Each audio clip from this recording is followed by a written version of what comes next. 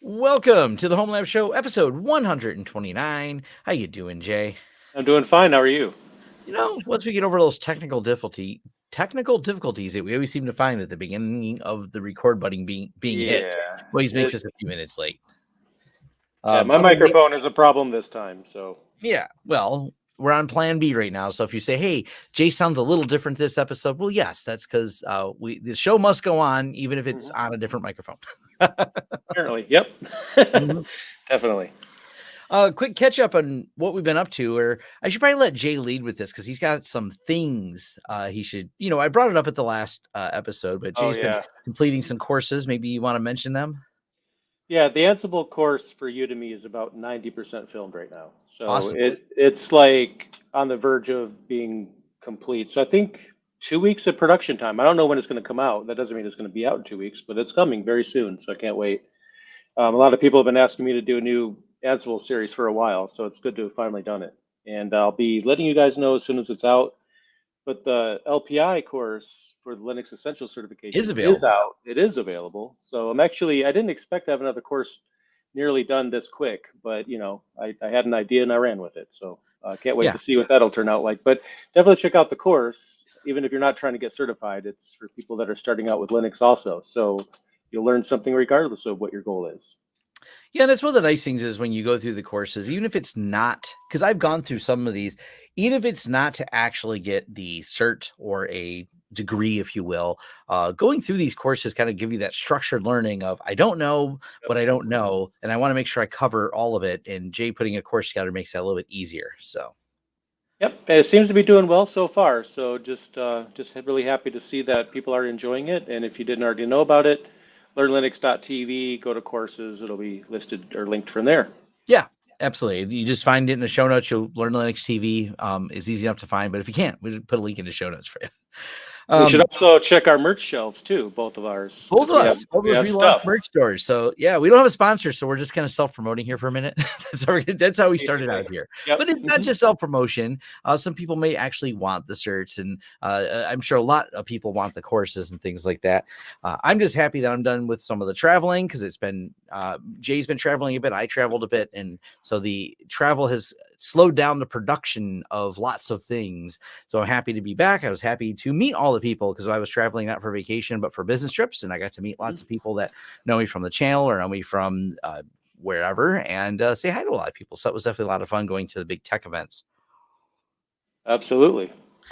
This episode is a little less structured. It's just some project updates and Q&A because we didn't really sit down to go over and put together something we hadn't already done. So yes, this is throw your questions in here. That's absolutely some Homelab questions that we're going to be queuing up here. I see some people joining the live stream asking. But I will start with a couple changes in project updates. What I mean by that is the TrueNAS. Now, we did a dedicated video for it, but if you have more questions on it, feel free to throw them here. But I don't know if Jay knows this. There's some exciting stuff coming to TrueNAS, and the big news is going to be they're switching later this year with their November is a predicted release date of it. They're going to start moving Docker containers, like normal Docker, being able to pull it into your TrueNAS, which I think is going to make a lot of people happy. Yeah, a lot of people would enjoy that for sure. That's interesting. Yeah, so instead of just doing their Helm charts like they're doing now, I'm a little fuzzy on how they're, and I think maybe they haven't nailed it 100% down. I'm assuming they're going to keep all the Helm charts, but then allow you to just put specifically Docker Compose files in there. That way you can just build it. So we'll have to see how the UI plays out for that. Hopefully they look at I can't remember. There's a couple of them out there. Portainer obviously being a popular one, but there's the person who did the.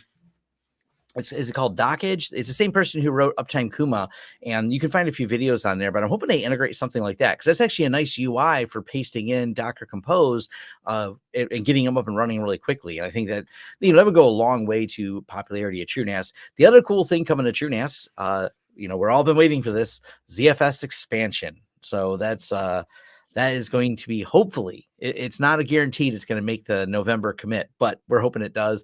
So you'll be able to expand out your ZFS arrays. The number one feature, to my knowledge, so this is a one-way operation. When you add things to your ZFS array, you don't go backwards. So Well, the interesting thing about this is I've been expanding ZFS on TrueNAS for like 4 years now. Is there, what, do This they is different. change it or it's Yeah, different? this is, you can't just add another drive into an existing VDEV. So there's ways to expand it, like swapping the drives. But if you have like 4 drives in a 4 drives in a VDEV, and you want to just add a 5th drive, you can't do that right now. That's the feature Oh, they're okay. adding. You can expand Got by adding more VDEVs, but if you're someone, for example, who built 8-drive array, you have to then VDEVs have to be added symmetrically to work properly. So you add 8 more drives. That's not necessarily, I want to add 1 more drive. Got it. Okay. Yeah. That So makes sense. The that's kind of situation a big deal. was, so basically I just added larger hard drives, replacing one to one, Oh, one at a time. And yeah, that yeah, works. so that was different. Okay. Yeah. Got it. Yep. Yeah, you can do that one at a time. So but that's a lot more tedious, and you have to have the patience for that. So Yeah. It was a long process. It took about 4 days, I think, maybe yeah, 5. because you can't just swap them all at once. You got to swap them one at a time, resilver, one at a time, resilver, and then magic, they're expanded. Yep. The other thing that's come up, UniFi got DNS. I'm actually surprised. Their firewalls are becoming real firewalls. So that's I'm working on a video that I'll probably have released later today, though. UniFi is getting all the grown-up features in their firewalls finally. High availability, DNS entries. Yeah, they've been working on this for a long time, and they just went like the long way about it. They tried to make it so easy. They didn't give us the advanced features, which of course limited its usage in the advanced communities such as the Homelab. So it's really cool that they've come around for that. So look for some more updates, and then of course all the Wi-Fi 7 stuff, which I'm less excited about. But people want the latest and greatest. So hey, Wi-Fi 7 is here, even though it may not be on your devices. At least we have the access points and stuff that are now available that have the Wi-Fi 7. So I kind of feel like UniFi has become the system D of networking, because they do all these different things and they keep adding all these different features. I'm not saying we don't want the features, but it is kind of interesting. It's like the bigger they get, I just wonder the more features they add, if it just gets harder to maintain over time. I guess we'll see. Yeah. And the last little update I'll mention, XCP-NG, and then we'll get to the questions after this.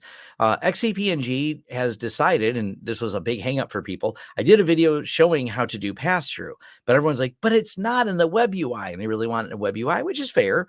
And they worked on it and they got it done. So now the web UI has the option to set up and choose which devices you'd like to pass through to the virtual machines. So I haven't done a video on it yet, but the features now, it exists, which is pretty cool. So that's been probably a long time coming. It's not something you see in the enterprise market as much. It's just not as popular. Most of the time people, they just run a bunch of VMs. They don't necessarily want to pass through hardware because that really matches that VM specifically to that host. And, when you talk about someone who's running like several thousand VMs across 50 hosts or so, they don't want a VM to only live there. They want to be able to easily pass it around and start it wherever it's needed through usually a high availability setup. But so cool at least they have that, though. And I think that's going to be popular for the Homelab people. Yep. We have a question in here, and I want to go into DevOps, SecOps market. Should I learn a vendor specific or general stuff? AWS, Azure, and Google Cloud is just so much, or I just learned stuff like HA proxy for all. I'll start with saying, unless you're going to, there's plenty of like specific tooling that is exclusive to each of those, because one of these things the ecosystems want to do, these cloud ecosystems, will use our product. Don't use a standard product. That way you can't lift and shift out. I think going more general probably gives you a broader option, but I know people who do really well with specific disciplines and maybe only AWS. It's not like it's a multi-billion-dollar market, whether you're AWS only or Azure only. So even those specifics are, going to be a good job market. But I'm much more of a generalist when it comes to a lot of these things. I prefer to be able to lift and shift things. So I don't ever want to rely on or build things on proprietary technologies that kind of marry you to a specific one. You, Jay, have some AWS experience. What's your thoughts on this? Yeah, I do. I was certified in it at one time. The general route is the way to go. If you want to learn AWS or Google Cloud, then learn it. That's fine.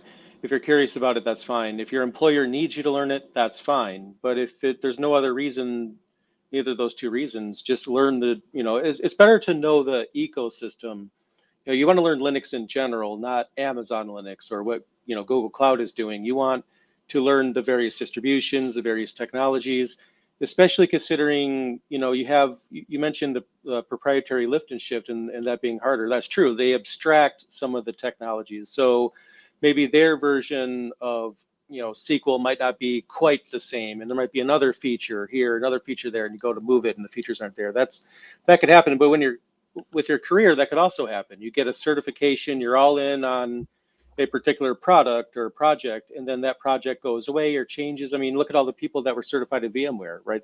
Some of those people might have put all their eggs in that one basket. Then what?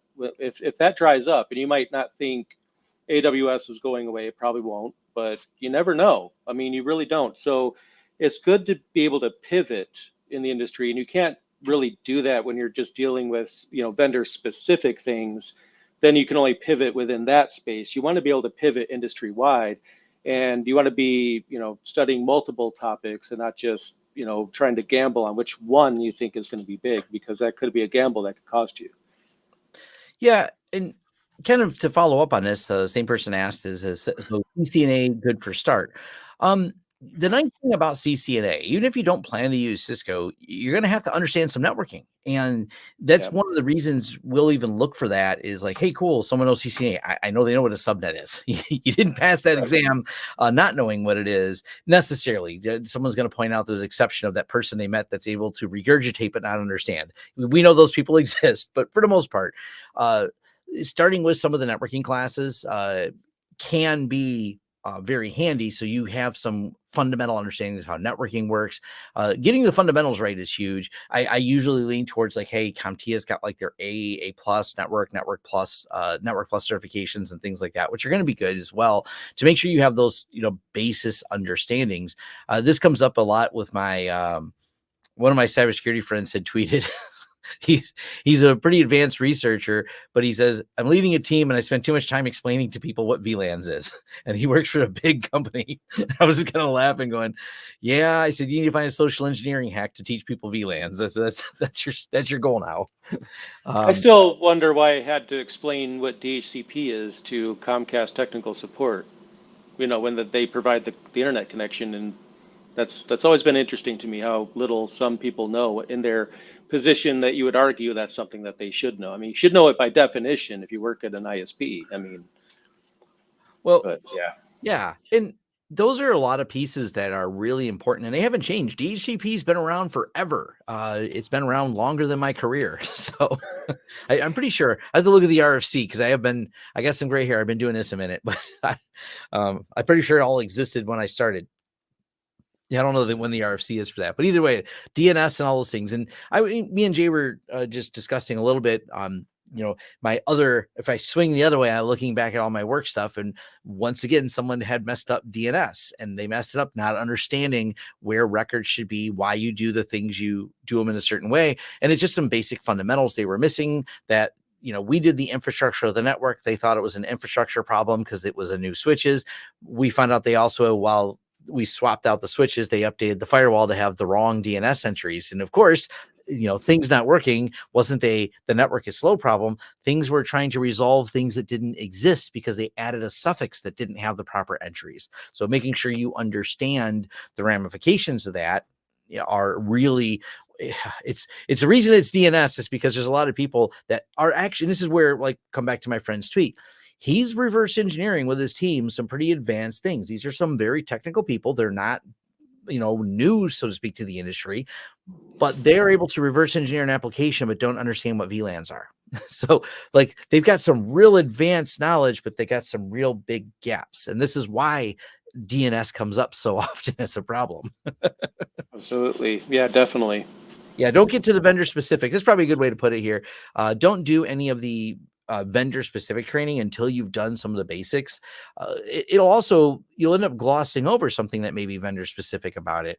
But then again, some of the vendors also want you to, their goal is to get it to you as fast as possible with the least amount of knowledge. A lot of times they're like, just plug in, just use is it Cosmo DB? Is that the one that Azure has as proprietary? I'm not familiar with that. Yeah, Yeah, there's a couple of them, and what's the one in AWS? Because I remember someone had a hell of a time with that. They made it. They made an update. They built their app on the Yep. early version of it. When they made the update, I knew some internal people. It was a pretty big application. It caused a pretty big outage for this large company for a while because they didn't listen to the warnings that certain functions they were using were deprecated, and yeah, they had to figure that out. The person who originally wrote the code wasn't around anymore, so no one really knew just how dependent they were on those future deprecated functions in there. Yep. Yep. We have a question from someone asking about my recent Portainer video. If I can, I guess we're both trying to put it on the Yeah, screen at the we're same both time. trying to throw this. Okay, there we go. Yeah, so there shouldn't be any difference as far as I know versus LXC if you wanted to set it up as a LXC container, because LXC containers are practically VMs anyway. I mean, you can log into them, you can install applications, they're stateful, all the things a VM is. I haven't personally tried it though, but I can't think of the reason why it wouldn't work. Yeah, it should. I don't use LXC containers much, but I'm assuming because you're bringing them up, you're using Proxmox. So, but yeah, Yeah, yeah, and also you could use it via the command line, but the LXC containers, they aren't what most people think of when they think of containers, which is interesting because they predate Docker. So, I mean, yeah, it's like we think of Docker as Docker is now, but that's not the first. I don't even know if LXC was the first, but it was before that. So when you actually start a LXC container, you'll see a login prompt, just like you would with a VM console. You can log in, you'll see a VM console with your container that'll look just the same. You'll see an Ubuntu login, you type your username, password, you give it a certain amount of, CPU and memory, so that you could do HTOP and all those things from within there. So it's a very VM approach. And I hate saying that because it's, earlier predating it, but it's more what people would think of if they were thinking of a container approach to a virtual machine approach to a container. So since it has all those things, you might run into privilege issues, maybe, but other than that, it's pretty much the same. yeah. Actually, what I'm thinking, and I'm googling it because I want to know. Mhm. Um, FreeBSD jails were introduced in the year 2000. So I'm going to say the first the concept of doing that was in BSD and jails. I have to look on LXC containers. Yeah, well, I mean, if you think about that, that makes a lot of sense because containers are natural evolution. We start with CH root jails. It was classic to have SSH go into a jail, so it's in its own little thing. And then, some of the more clever administrators are installing applications in CH root environments and doing all these things. And there comes a time where you have enough separation in the kernel to where you can make it an even bigger thing. And I think the natural evolution is to contain things. So it's interesting that it started with FreeBSD, assuming that it did. And Yeah. that makes sense because that's like the mindset, that's a natural evolution of what they were doing anyway. So yeah, there you go. Yeah, the according to Wikipedia, the Linux containers, the LXC ones, started in August of 2008. Wow. That's quite a long time So in yeah, between. it's still been around a long time. Yep. Um, Yep. so it's definitely been a minute. I will answer this question here. UniFi needs to fix the fact that when you lose WAN IP, the whole LAN doesn't go down temporarily. An external pfSense firewall helped me mitigate this due to Comcast maintenance. There is an option to, and I don't remember where it is, and I should probably do a video on this. You can set it, and default option is checked. So default new setup is going to do this. It will turn off the Wi-Fi, for example, when there's no WAN. I kind of get the reason for doing this because Alta does the same thing, and so do several other companies. I talked about this with the Alta Wi-Fi. What happens when your internet goes down, and most people outside of the audience listening to me here, we'll just say the majority of normal people, when the internet goes down, there's not much for them to do.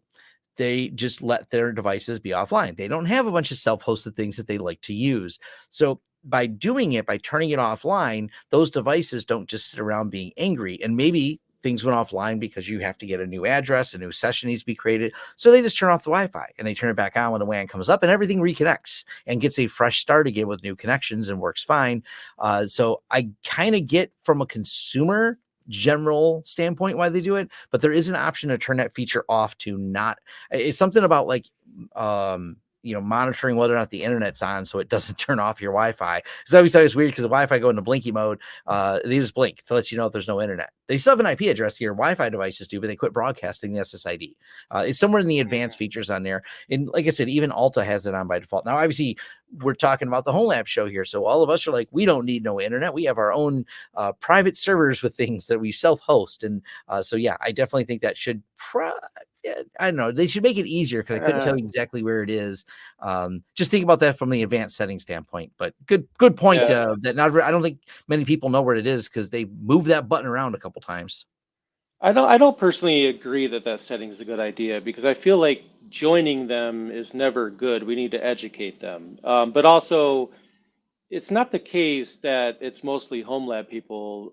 I feel like you have the average person that does average things like using something like Go to My PC or whatever the non-technical people are using. They could be in the same house using Go to My PC to another computer, assuming that it doesn't go out to the internet. And just, it does. Go to My PC does go out. But there's going to be other things that don't, even a remote desktop, app or something like that. And there's going to be things that power users use. They're kind of in between us and the beginner. They don't really know a lot, but they know enough to be dangerous. Those are the people that know they can copy a file to their laptop and send it over the network. But when their network goes down, you're preventing backups to your local NAS. So people's backups will fail, and that's creating so much more problems. I feel like the best way to do this is to educate people by simply saying Wi-Fi is outside your internet gets you outside your house. Wi-Fi connects to things that are inside your house, and then facilitating them is I don't know. I don't agree with that, but I can understand their point. But I feel like they're going to get support calls no matter what, right? They're going to get support calls that their internet isn't working or that their Wi-Fi is down. They're still going to get the support call. It's just which one do they want, right? That's how I feel anyway. Yeah, I'm going to agree with you. I don't know, because if I don't have internet, because I have that feature turned off because when I reboot my firewall, for example, I use some Chromecast and they complain they can't talk to the internet. They say like connected and online, but yeah. So kind of, it doesn't bother me. And they seem to work fine when the internet comes back up. They start doing their thing again. So I guess what all they're going to accomplish is just get a flood of calls from people asking why Time Machine didn't back up. Yeah, because the internet was down and you shut it off and didn't let it back up. Well, and a lot of these devices, I'm actually kind of shocked at how much the Chromecast buffers, because my firewall reboots fast. I can reboot the firewall and I've seen it not stop the video from working because the video has buffered enough. So the video keep playing, and if the firewall's back up, it starts, oh, cool, let me start grabbing the data again because I have internet again. But if the Wi-Fi were to disconnect, I think it would probably complain. It would be like, hey, suddenly I don't have even a signal. It has a signal not giving data, but it has the hope that data will come. Basically. Once you disconnect it, it's like, oh, data's not coming. We don't even have a connection anymore. Yep. Howdy, Tom and Jay. This isn't Thursday. Nope, this is our Homelab live show. Yep. Not the Thursday one. It's true for sure. Many people call Wi-Fi their internet. It's so hard to find out why. Yes, the average people definitely. You're trying to determine. They're like, is your internet out or is your Wi-Fi turned off? Those are two different things. So like, well, I can get to internet when I plug into the RJ45, but I can't get to internet because Wi-Fi is down, but they just say my internet's down. But the internet's not down on a hard line. Well, no, your Wi-Fi is down.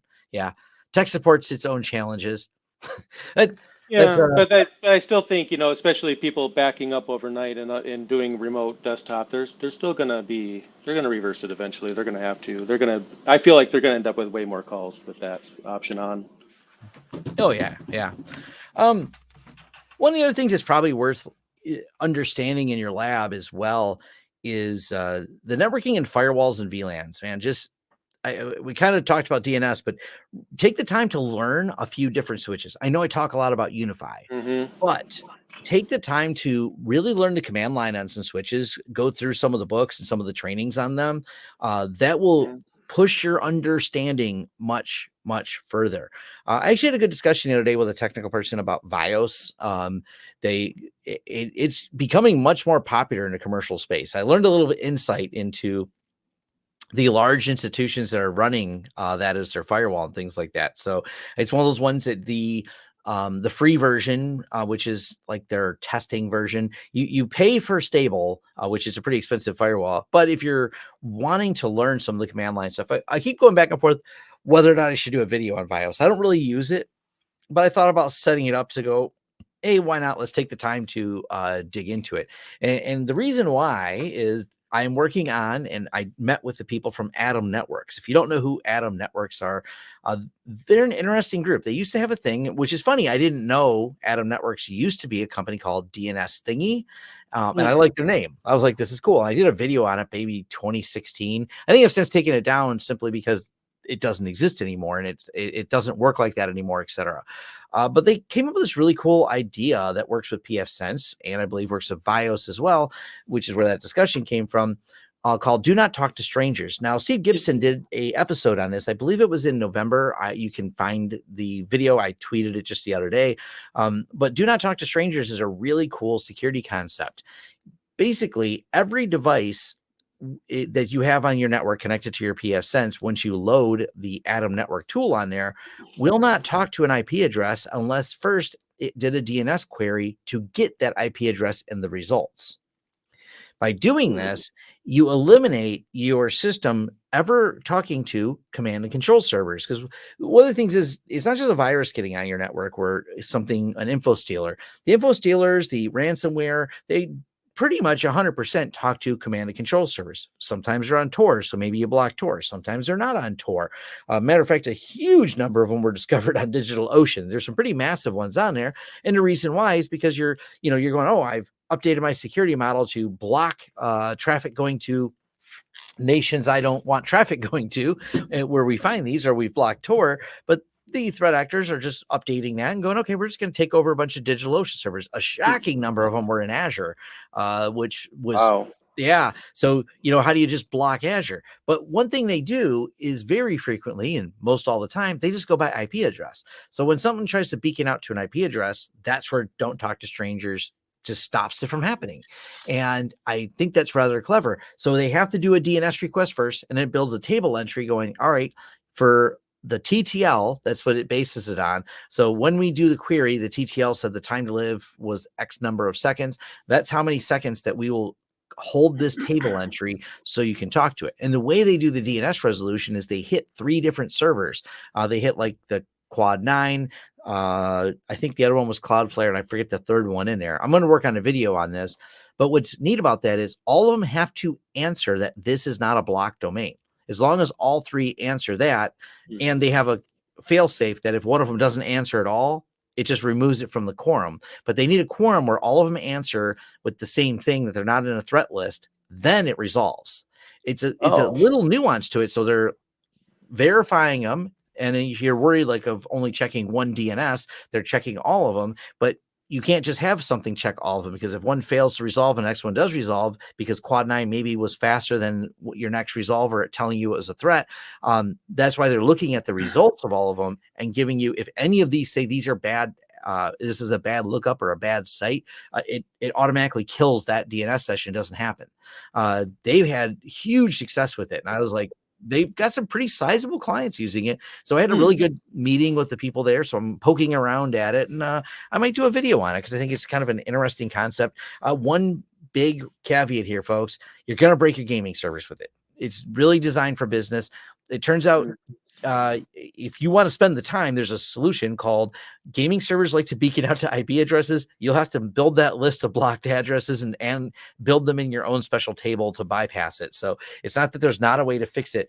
It's just that he said I asked him what they're going to do for the home user market. He says, we're not doing a home user market just based on that. He goes, it's going to break too many things. As cool as it is, it's not our target audience. So yeah, I think that sounds pretty fun.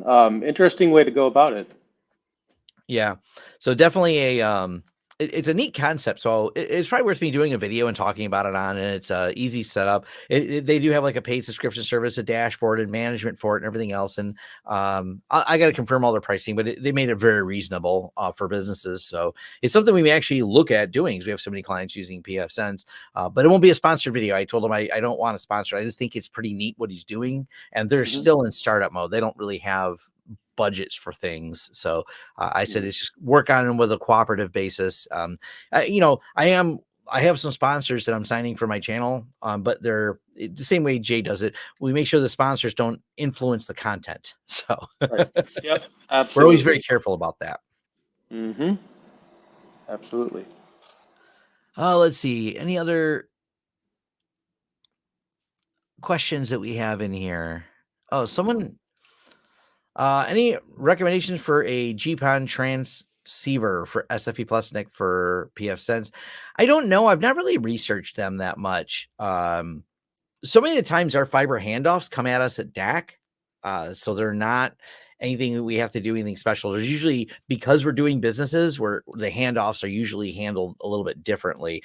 They'll provide equipment. Matter of fact, a handful of them that have fiber, we just have a DAC cable that loops out of usually whatever on-prem switch they're using. Sometimes they're Junipers or Arista. There's some expensive high-end switches because it's in the business class. So I don't have a lot of recommendations in there. I don't really know which ones.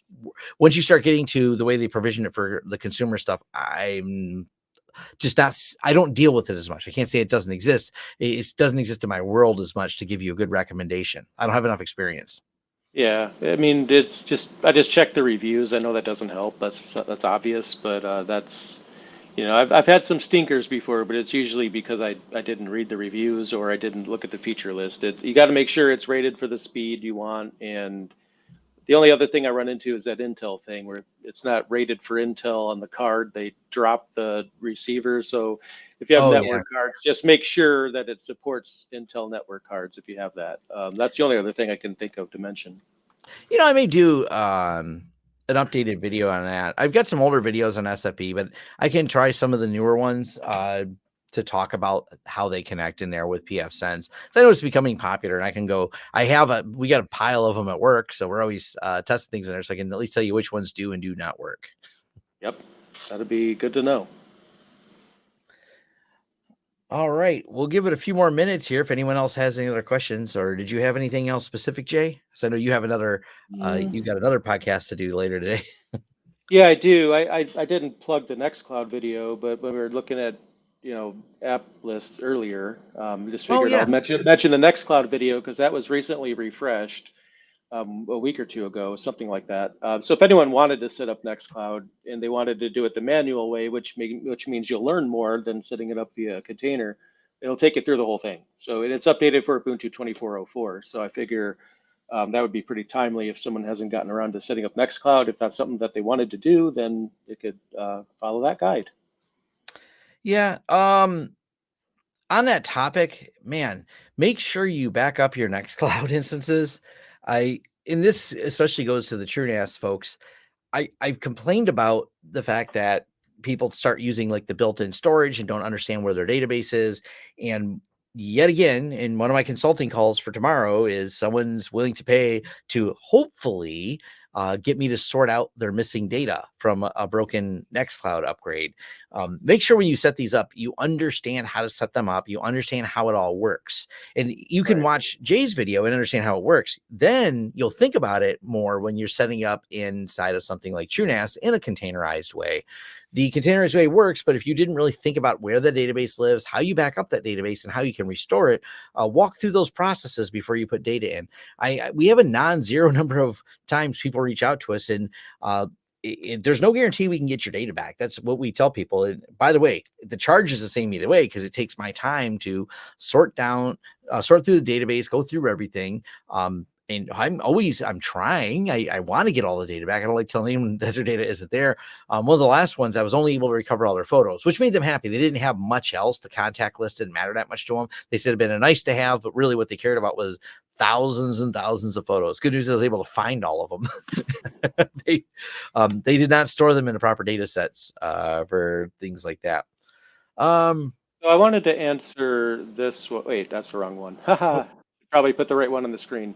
Where'd it go? What do you think is better, school knowledge versus hands-on knowledge? Now, if I understand this question correctly, assuming that there's only one learning style that's valid and no other one's valid, and that learning style is how you learn. And I wanted to bring this up because One of my biggest pet peeves is when teachers out there in the world expect all the students to learn the way that they're teaching. The truth is you cannot change your learning style. Everybody has their own. I've met people that could read a book, no hands-on experience at all. I met people, they read the entire book cover to cover, and they could start getting to work just from that book. And I've met people that could read a book cover to cover and they cannot apply that knowledge because they do need the hands-on. There's some people that, have difficulty paying attention to a book, but they have better ability to pay attention to hands-on. So I want to delete any mindset that anyone may or may not have that they need to adapt their learning style. No, the only one that should adapt is the teacher. And if you're looking for instructional content, books versus videos, you look for the one that helps you the most. If they both help you, do both. If going to school and having that structure helps you, do that. If that doesn't work out for you, but you want to go at your own pace, then do that. You want to make sure that you're learning your way, because if someone's teaching you a way that you can't learn, then nothing's really going to happen there, and that could make someone feel discouraged. And I just wanted to put that out there. So definitely make sure you get teachers or instructional material that adapts or caters to your style of learning, because in my opinion, you will never change your learning style. That is as built in as your hair color, right? That's just the way it is. So Yeah. make sure you learn the way that you learn, and don't let anyone tell you how you're supposed to learn, because there's only one way you could get that knowledge in your brain, and you know what way that is. Absolutely. I can 100% agree with you on that, because oddly, I'm a content creator that makes a lot of videos. And I see sometimes comments, I'd rather read this. I'm like, well, I read it to get here. So I'm kind of, I'd rather read this too. I don't watch as many videos as I do reading on that. Yeah. I get that comment every now and then, and it's kind of funny. It's like, okay, like if you're a fan of reading books, and why did you look up the Linux video, right? No offense to anyone. It's just, it's my video content is specifically made for people that learn by watching videos. So if that's not that person, it's always fun, some of the comments that come in. Yeah. Well, let's see a video on securing Cloud VPS from attack for Homelabbers without a business budget beyond the very basics. There's really, use the firewall that they provide for you. Turn it on. Only open up the ports needed and no more. And for SSH, don't open it up to the world. Open it up only to you, or open up temporarily on an as needed basis. Yeah. And look at CrowdSec if you're allowing outside in. I mean, I don't like allowing the outside in, but if you insist on that, then CrowdSec and things like it could be a good help too. It's not going to make you bulletproof, but every little thing you add just gives you a certain percentage point less likelihood of getting hacked. Yeah, CrowdSec's probably beyond CrowdSec. I can't think of any other free ones out there. I don't know, because I haven't done a video. You've done videos on CrowdSec. I did one in the early days. They've gotten better, but it's still the same thing as before. Just they've enhanced it more. So outside of that, I don't have a ton of suggestions around there. So I don't know if I have enough time to make it for a video for it. So yeah, and that might be something I'd consider. I'll try to make a note of that. I'm not going to promise anything, but my list is quite long. However, I'll definitely consider it because I do think it's a good idea. Yeah. Do you see a case for setting up IPv6 in a home lab, or do you see IPv6 losing ground? Honestly, it's been the year of IPv6. This is a talk that's been going on for years. It's been a while since I've been to one of the local users groups, but it was an annual January talk called the Year of IPv6. They were doing it. I think I went the 11th or 12th year they did it.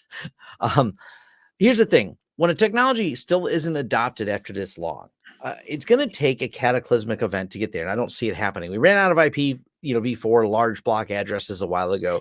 I think we're just going to keep band-aiding this until a different technology. And someone says, well, there's not a different one out yet. I'm like, no, but there will be. I think we'll see a mass change in networking when something dramatic. We slapped IPv6 as a solution, but no one ever really adopted it. So even though it's been around for years and years and years, it's still not fully adopted. It's still not well vetted. And I don't use it. And I can say that where I run a enterprise IT, we do all kinds of large consulting, and we can get away with not having it turned on and have a perfectly fine day. I just don't see it. I actually think something, I don't know what that something is. It is a technology we didn't know existed. It's one of those, you don't know it until you see it and you're like, That's how we now move data around. We suddenly just don't need IP insert whatever whether or not there's a V8 or a V7 after it. It's just like, oh, this is how we're doing it now. It's just how quickly things like, some of the old protocols went away. I was setting up TrueNAS, and then everything quickly moved to RJ45. It's like this, suddenly no one was installing it anymore. So we'll see that sudden market shift when that technology that's out there hits, and it just says, no, this is so much easier. Why didn't we? It's those things. Everything seems obvious in retrospect. Well, I think it's definitely not going to catch on ever, in my opinion. And hear me out. I mean, we have to understand that the reason why we have trouble or challenge in IT is because everyone hates change. Now, that's hard for us to believe because we kind of like it, right? We get a software update, new features. We want to find out what's going on in the industry. We get excited about these things. But I'm going to hold up to the camera and then I'll describe it for the listening audience. An ancient artifact, okay, from a very long time ago. I am holding a computer mouse. Now, let the record indicate that we are still using this ancient technology and it has not changed much. Now, obviously, that's not networking. When you have IPv6, for example, and here's why I don't think it's going to catch on, it's too big of a change. Now, I don't debate that there's a good reason for this change, and I don't debate that we're running out of IP addresses. But what I stand by is if a company is faced with A, switch to something new, or B, band-aid the thing you have and make it work anyway, they're always going to go with B. People are afraid of change. That's just the way it is. But then when you look at it deeper, IPv6 offers almost zero value to anyone outside of ISPs because they're the only one that has the number of customers to hit all of the IPv4 addresses. And so then people think, it's only natural now that we go to IPv6 because we've run out of addresses. So the natural thing is to evolve and go to the next version. No, around that same time, Verizon says, nah, we're going to just put everyone behind carrier grade NAT. So even Verizon's avoiding IPv6. Yep. And when you go to a Homelab, I mean, I don't know off the top of my head the total number of IP addresses that you can have in an IPv6 network if you were to have access to every single address. But I have a reasonable expectation that no one in our audience has enough devices in their Homelab to justify needing to switch, because even if you change, all you have to do in a Homelab is change your subnet by, one digit, and you have like more IP addresses than you'll ever know what to do with. So IPv6 is going to absolutely catch on when it comes to ISPs, if assuming they're not using carrier grade NAT. But all the ISPs would have to do, as much as we would hate carrier grade NAT, if they all went to that, they would single-handedly destroy any reason for IPv6 to exist at all. And I don't know if they're going to go the carrier grade NAT route, but I know my ISP is IPv6 now, and I know many others are. But outside of your ISP, it's just a waste of time. Yeah, it's just not. I don't worry about it much. Like I said, I think something to replace it for then. Yeah. Just want to say thank you for the super sticker and a donation, Rotten Richie there. Do you have any tools or advice for learning networking, firewalls, and switches? You can BIOS, like I said, there's a free version of that, but eBay is your friend for setting these up. I mean, MikroTik are cheap to begin with, and they're even cheaper if you get a used one. Cisco's good if you want to learn Cisco's kind of a standard, because I've seen how companies say Cisco-like interface. They have a similar way they do things, even the earlier, and I don't believe it's built in anymore in the UniFi, but the edge switches still have it. It has a similar way you can assign the port. So grabbing any one of those used ones and sitting down with the goal of understanding how it works, how to assign the ports to a specific VLAN and set up trunks. Those switches are readily available for pretty cheap, because even the older ones, at least, are going to work in a very similar way to the newer ones. You may not have all the same features, but hey. eBay is a great idea. I mean, you'd be surprised what you can get for cheap. Just unless you actually need to use it full time, don't plug in your testing equipment all the time, because some of the older equipment that you might learn, and that's part of the reason why it's so cheap, it's still very valid for the certification because the commands will work, but the device might not be power efficient. So you could buy like a stack of networking. I mean, sometimes for like $100 get you a stack of networking stuff, but the problem is it's old and not power efficient. So if you're learning, use it and then just unplug it when you're done. But Another thing is Free Geek might be, if you have one in your area, might be a good place to check. Maybe they might have some things there that you could see if they can help you out. And I haven't used them, but I know a lot of people have learned a lot from using Cisco Packet Tracer. There's a couple different tools out there that emulate network devices, so you can build a virtual lab, which is definitely that's a good way to go as well. Yeah, and if you think that doesn't seem as valid as the real thing, I used to think that way, but since then, that was a long time ago. Since then, we have software-defined networking now. So technically, if you're learning via an emulator, I mean, it's not different than It's not that software-defined much different. networking. It's the same thing. So yeah, it's I just like the tactileness of plugging the cables in. There's a satisfying click when that RJ45 goes in or the DAC cable slides in with the fiber.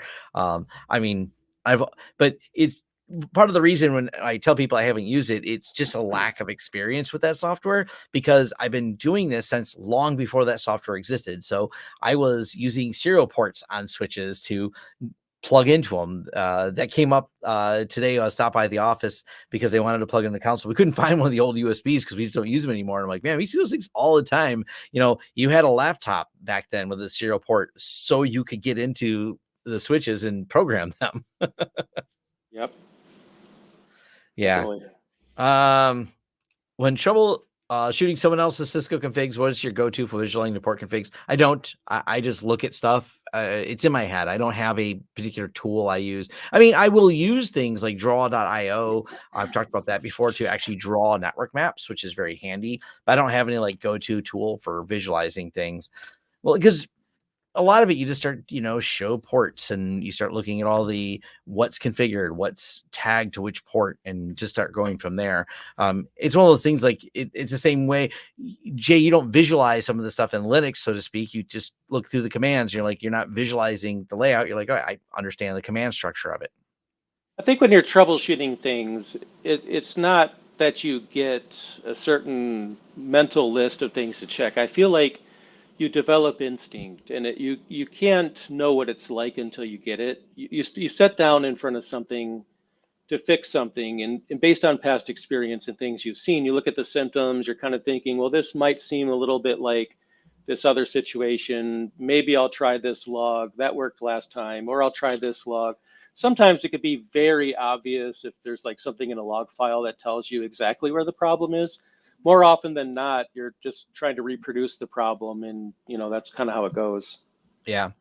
GNS3, so once again, it comes back to, I haven't used any of the software-defined network builders like this. I know this one's really popular, but I don't have any authority to tell you which one's better than the other, because I've not used any of them.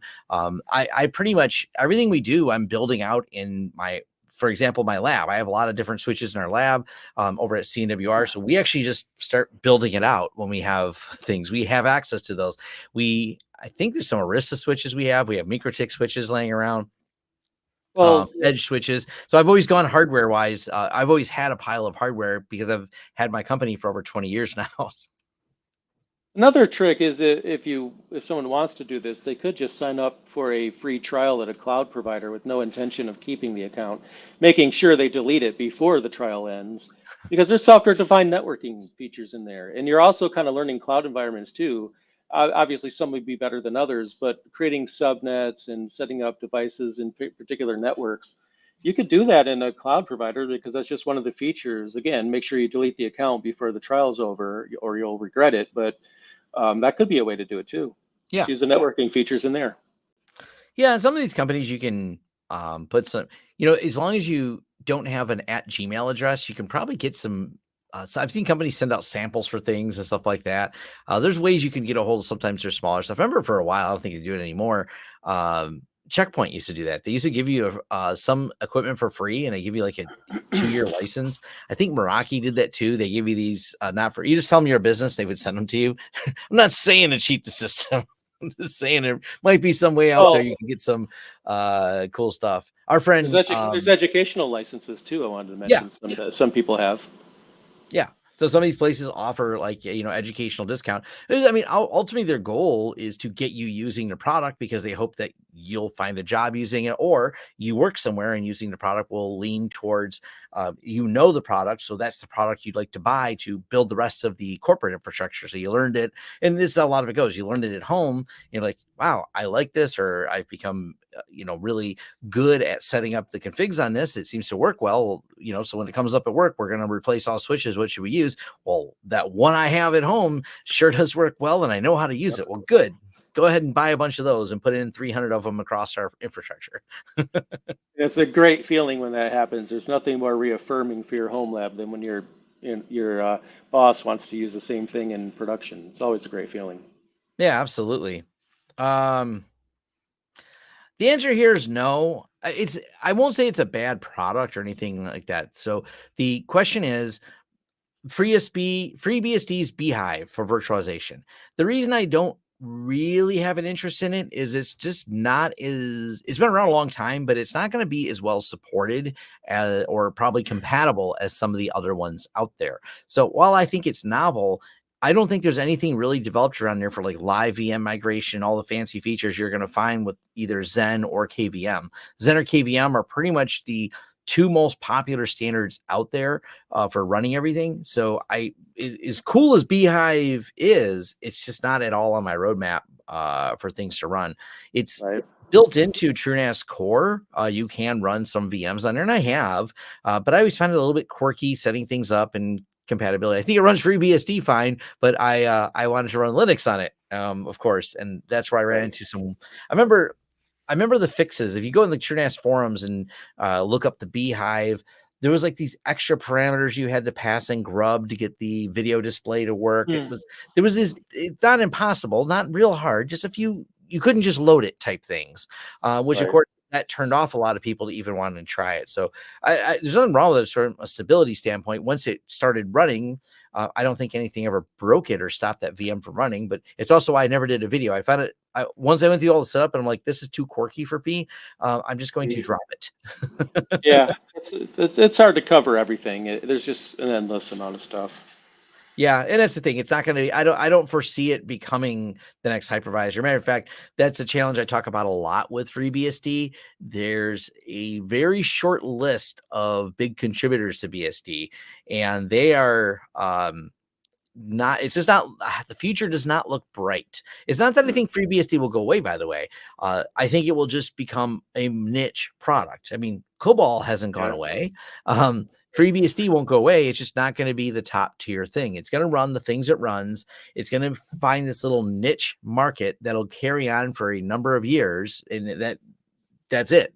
It's just not likely to be, I think, the where people move to. It's kind of a sad sight to see. I kind of covered this in my why I'm not using OpenSense video, which caused a lot of controversy, but I'm like, Netgate is like the company left when it comes to the specific firewall enhancements. They're the biggest contributor to that in FreeBSD. If Netgate stops doing that, or, people, death to Netgate as they seem to want, I'm like, you don't realize what the ripple effect that has on the ecosystem of they contribute a massive amount of code that keeps things interesting in terms of firewalls. But obviously back to TrueNAS, one of the problems with TrueNAS and why core is becoming kind of not really, it's not sunset exactly, but they're going, we're not going to keep packing new features into it. And they're doubling down on scale. It's because once you can't get drivers for the latest, like controller cards and network cards, now you have a problem. And then you suddenly go, well, I can't buy the latest hardware. I can only buy used hardware. Well, suddenly that makes it less interesting for production use. So, yeah. Yep. Yeah. Fun stuff. Broadcom overtaking VMware, maybe doing some in that space. Well, for me, XCP-NG. I mean, that's where we're doubling down. We've been doing a lot of lift and shift to getting people off of VMware and onto XCP-NG. But Proxmox is a good alternative as well. So the best news for XCP-NG Proxmox was VMware was bought by Broadcom. Yep. I think it's been a big win for open source in general with that whole statement. So. Yep, they got a lot of new customers. Yep. Yep, it's been wonderful for them. Both companies, by the way, Proxmox and XCP-NG. One of the things they really have done, I haven't really tested one on Proxmox, but they've done a lot of engineering because I just have more experience with it, XCP-NG. But both of them have imports for VMware to get all your VMware stuff dragged on over, and no one's surprised by that. Right.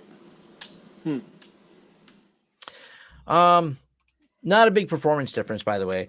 We're having a type 1 versus type 2 hypervisor conversation. What's the best way to illustrate the performance difference between XCP-NG running QEMU under Debian? There's not a substantial performance difference for them. That's the thing. CPU wise, you're going to be able to get great CPU and memory utilization. Hard drive wise, on the individual VM performance, you will possibly see faster individual VM performance for Proxmox versus XCP-NG. But as I very clearly noted, individual VMs. That means when you're running multiple VMs, it doesn't matter. And that's generally why you run it. You don't want to run individual VMs. So what people were doing, and there's a good debate that was about this in the benchmarks category over in the forums. People are like, hey, I ran this benchmark and I'm got with this same hardware, Proxmox got this speed and I got a percentage less speed in XCP-NG. And Oliver Lambert, head of the project, like, yeah, the current version, which by the way, they're working on the new version right now. It's just in beta right now of the underlying driver, which will be faster. But the way that performance stacks up is, yeah, there's a drive performance, but it scales perfectly fine. It's the way it locks to threads for security reasons for one thread and not sharing that thread for doing the writes. If I understood the forum post correctly, the lack of sharing and isolation they do causes some slowness and speed, but there's lots of threads available on your processor. So as you have lots of VMs, and generally you're not running a hypervisor for a VM, you run them for all the VMs. Well, Right. each one gets a lock. So cumulatively, they're fast. So you do kind of get that multi-threaded performance when you're spreading it out across a lot of writes across a lot of VMs, which is generally more a typical workload than individuals. So this is also, how do you benchmark something like this? Do you always have to benchmark them simultaneously? Do we build an Ansible script and set up 50 virtualization, 50 VMs running at the same time? So we use Ansible to queue up the exact same call to all of them to run the benchmark at the same time. You don't want to run one VM on there. You want to run 50 VMs and then run it on the same hardware. And there is someone who did some testing a few years back. It was minuscule. The differences were really small on a test like that. It was a pretty extensive test. If you dig around for it, it's like a long white paper write-up someone did at a university.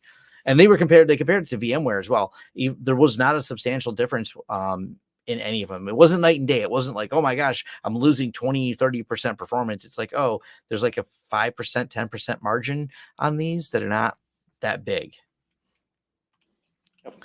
Yeah, it's funny how it's actually amazing how close they are to bare metal. The processor usage, you look at that, you're like, oh wow, you're not losing a ton. Virtualization's it's been around for a minute. It's been tuned over the years quite a bit.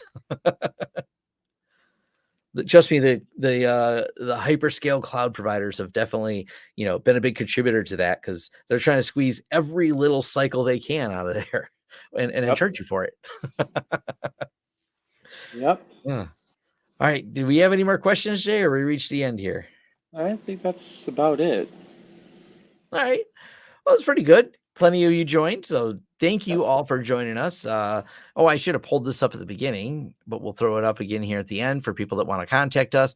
It's feedback@thehomelab.show. Go ahead and send your feedback over there. That is how we will, respond. We didn't have that many questions that were sent. I think we answered them in other videos, so I didn't pull those up. But yeah, we just email us. We keep it simple for now. Feedback@thehomelab.show. At some point in the future, we may look at different ways to get the feedback in here, but for now, that's the simplest way to do it. Mm-hmm. All right. Well, thanks everyone for joining, and we'll see you next time. Later.